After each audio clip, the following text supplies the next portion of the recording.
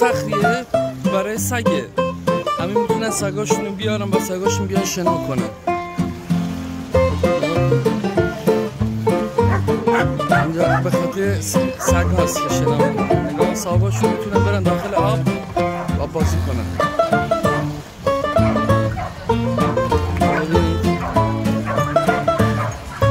اونایی که سگ دارن مجانی میان، اونایی که سگ ندارن میتونن همینطوری بیان داخل. نه سگ کوچولو هم میلرزه. آها بالاتر هم هست. بیا برم. سگای کوچیک بزرگ یاد ما سگا چه کیف میکنن. یاد ما میگیم سگا مشکل دارن، کثیفن.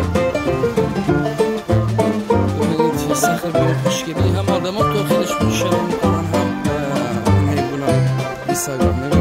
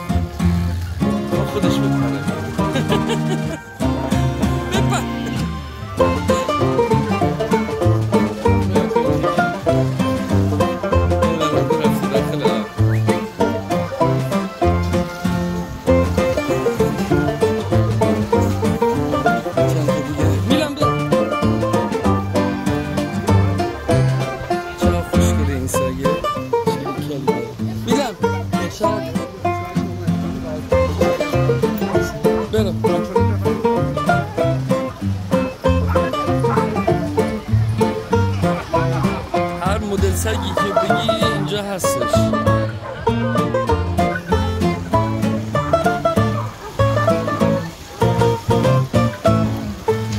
بچه هم شنا میکنن باشون. اینجا همون چیزایی که برای سگاست، هر چیزی که به سگ مربوطه میفروشن.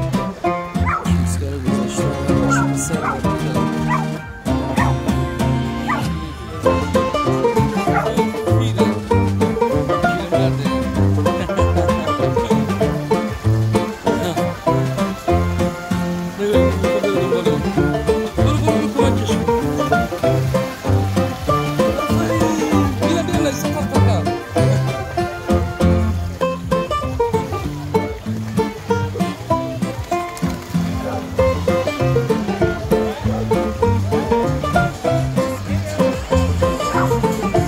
راه اومدیم همش برای سگاس ها. نگاه اینجا محبته همه نشستن دارن شنا میکنن. این قسمت هم هرچی به سگ مربوطه آوردن.